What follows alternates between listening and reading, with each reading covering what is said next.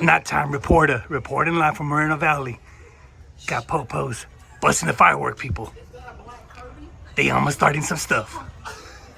Night almost ended in disaster, but the police showed up. What's up, guys? Welcome back. Hopefully you guys enjoyed the little intro. Man, 4th of July was a crazy event. Been a lot of drama going on with the 4th of July fireworks and all that stuff. Almost getting blasted by fireworks. Cops were called. Almost went into a brawl. Thank God everything went smooth from there, and we made it back home. So goal for today, for this video, is actually to get some paint and pretty much primer and everything onto the valve cover that we bunged on the last video, and also get started on the new catch can setup. So right here we have 2 boxes, so let's go ahead and open them up. I also got another package here. I believe these are the fittings, the extra fittings that I ordered. All that should pretty much line up perfectly. So let's go ahead and open this up and see what we got. So the first box here is actually from DC5 Creations. This is, I believe, the catch can, if I'm not mistaken, because I did order something else from them after, so I'm not sure if it got into the same package or not. But no, it looks like this is the DC5 Creations. So he did hook it up with a little pull tag for the keys. That's dope. Along with the fastest RSX, 7-second RSX all-wheel drive, and some Skittle candies, some stickers, and last but not least, we got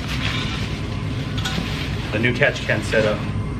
So I opted to go for this route just because it mounts on top of the shock tower. On the shock tower, he also includes the hardware to go with it. I won't be using this because mine's titanium, but good to know that he at least includes that. I ended up going with a titanium cover. I went with raw right now because the wait time to get a black powder coated one was going to be about a week extra, and I didn't want to wait a week extra. So I figured I'm just going to go ahead and do this one. I'm going to go ahead and rock it for now, and then when the time comes, we'll go ahead and get this powder coated, either wrinkled black or to match my intake manifold, which is the hammered gray. So this is the route I decided to go with for now. Either way, it will look good in the engine bay. We went with the titanium cover. It was a couple bucks extra, so I figured why not just do it. You know what I mean? I like the way it looked, and now we have it. So now we also have the second box. These are actually the lines and the fittings. So I got lines and fittings to do the dash 10 because this is a dash 10 bunk, just like the valve cover. So all of that is all here. So we're gonna get to doing that here shortly. And then these are extra 45 because this kit only comes with 90 fittings, and they only come with 2 90 fittings, and then from there they're going to 45s. So I wanted all 4 to be 45 fittings, so which is the reason why I went with this option. I just bought them a couple bucks more, and now we have extra fittings for when we need them for other valve covers or anything else that we decide to do. So pretty much I'm gonna go ahead and shut up now and get to cracking on the valve cover and getting it painted. I'm gonna go ahead and tape off some edges and get some primer on it, and then we might just wrinkle black it, in all honesty. I'm gonna see what paint I have. I haven't gone to the auto parts store, but again, this is a temporary one. It's to get things going and at least to give it a coat of paint. So I think we're just gonna paint it. I have some paint extra that I use on the block, or if not, I have the steel one, the silver one, and that will also kind of blend in with the catch can. If not, we'll see what color we go with, but let's just get going, man.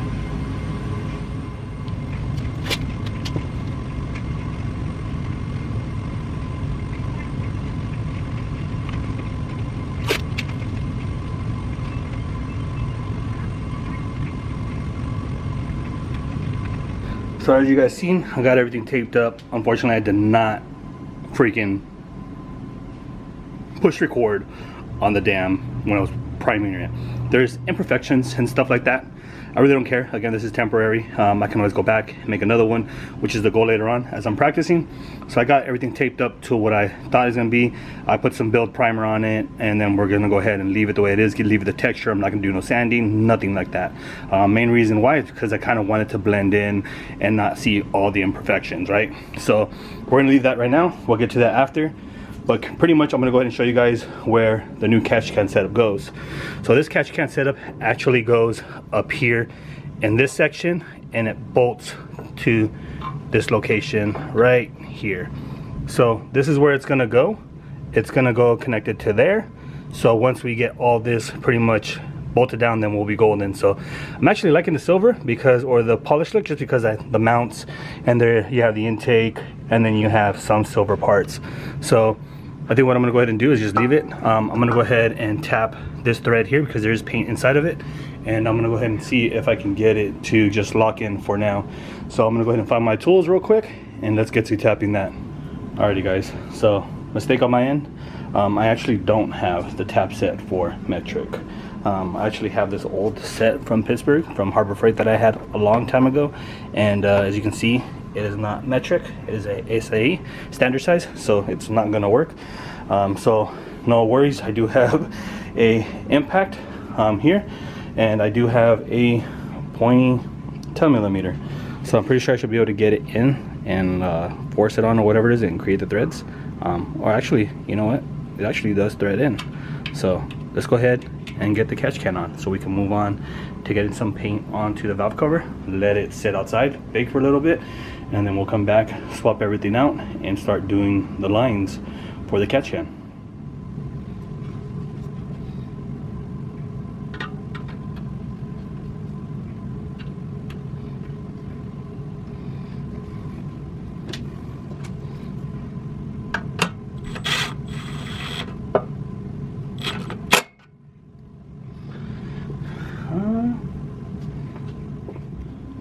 So it looks like we may have a little bit of interference.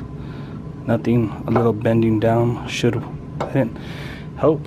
I'm gonna go ahead and see if I can bend that bracket down a little bit more, and that way it will clear. Actually, let's go ahead and take off the prop and see how it clears. Hopefully it clears that way. Oh yeah, we're golden. We should be golden. So we should be golden there.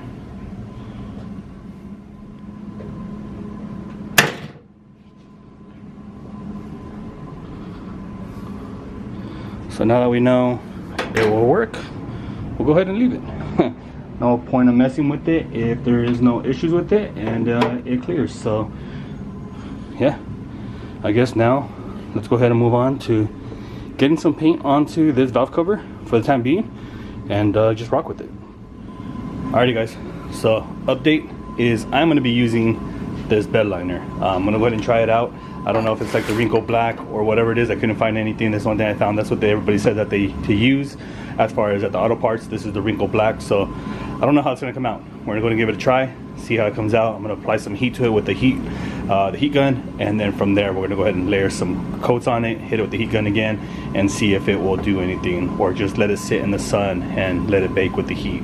So this is what we're going to be doing. I did cover all the threads with these long screws, the M6 ones, just because we don't want any of that to get in between the threads. I take these off over here again because that's why we're going to have the bolts on it, and I just want to make sure that it's all pretty much just covered up. So this is what we're going to be doing. This is what we're going to be using, the truck bed, and hopefully it goes good. So let's go ahead and get to it.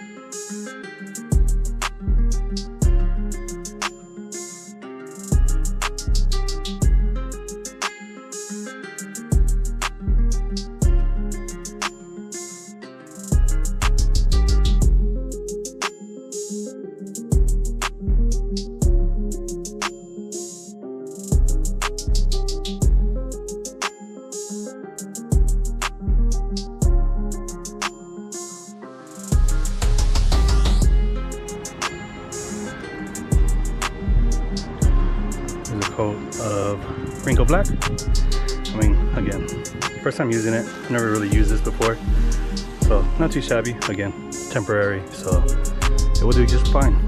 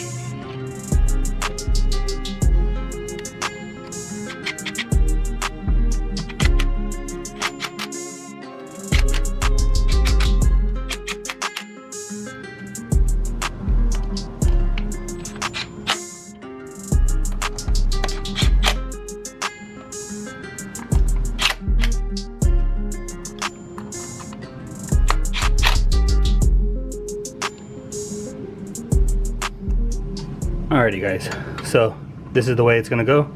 Bottom one's gonna go to the first one. This one is then gonna come up to this one over here. So that's probably gonna be the best way of running it, so that way it avoids it and it'll go over the idler pulley. So pretty much let's just go ahead and continue making progress and finish up the whole catch can on this video. Hopefully everything goes smooth from here on out. I mean, everything has gone smooth pretty much. Just want to continue making things smooth. Or I might honestly just make this one over here come down here, go to here, and then this one to this one. I think that's the route we're gonna go. All right guys, so I pretty much did one already off camera, so I'm gonna go ahead and show you guys real quick. If you guys don't know how to do it, basically I just taped it to where I need to cut it. That is where I'm gonna cut, right here. Probably cut a little bit more in so that way the tape, the adhesive actually holds the nylon together. From there, you go ahead and take these off. These are just regular AN lines. They're not E85 paddleboard or anything like that, so they don't have that little plastic insert in the inside of the tubing. So basically, it's just all rubber with nylon on it. So I already measured it. So what we're gonna do is, like I said, cut it here, install the sleeve here, and then we'll go ahead and put this into it. We'll thread it in. So let's get to it.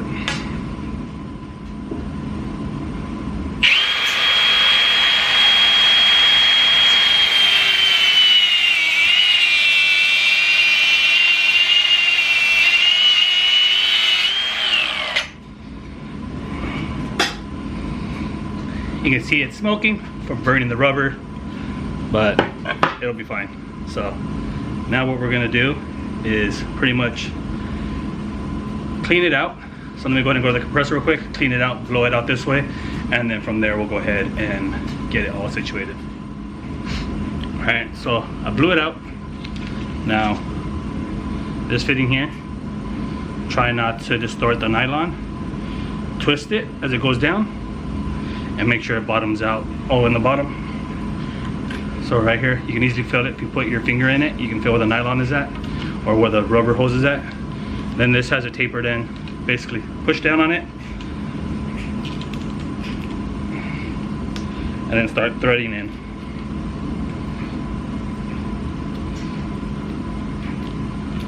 And basically it'll go in until it stops, and then from there you can use the tools. You can use a regular crescent wrench like this if you don't mind it scratching, which I honestly don't care right now. It's good to use a vise because it will hold this piece, but I don't have my vise up right now, so I'm gonna go ahead and do it by hand and twist it as much as I can. So this is the tool that I was talking about. I have this one also, which I can use. I can lock the bottom in.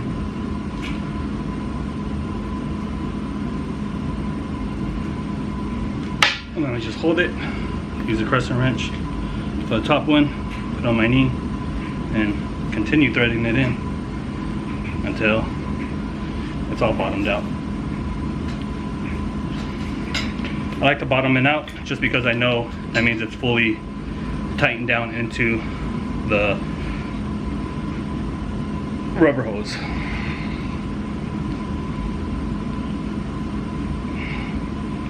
So right here is all done. Right here is all done. So now one line is made. So let's go get this installed onto the catch can.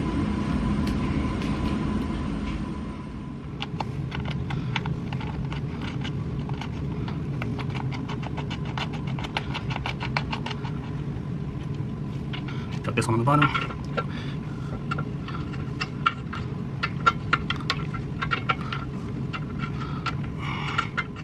Alrighty guys, so pretty much you guys can see now, catch can line is done. First one is all set and pretty much tucked away the way I wanted it. I can leave it up on top of the valve cover, or I mean the fuel rail, and that way it'll still keep its distance from the idler pulley. Either way it works. So I'm gonna go ahead and make the other one right now, and then we'll go ahead and figure out if I want to tuck it behind the fuel rail and leave it like this, so that way it goes down. You see just the top one right here, and that way it looks like it's all gonna flow. But either way, we'll figure it out little by little.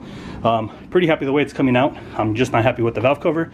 I kind of just destroyed it, you can say, but for say, it is what it is. It's just temporary, and I will go ahead and make another one here off camera later on in the future when the time comes, because again, goal is, guys, is just to get this car to the dyno, you know, bring it outside, wash it, give it a little bit of love, because since I moved here, it's just been kind of a headache. And try and maintain, you know, productivity on it, maintain, you know, progress on it to get it done and ready, because again, we're just a few days before we hit the dyno. So by the time you guys see this, the car will already be at the dyno and get dynoed, and we'll see how that goes. But yeah, let's go ahead and get to making the other line. Alrighty guys, so there you guys go. As you guys can see, pretty much all of the catch can lines are made. Catch can is now fully installed.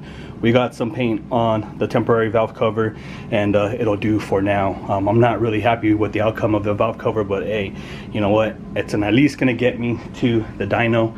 And honestly, I'm very happy for that, because again, I want to get this car dyno so I can drive it at least until we can build another motor here.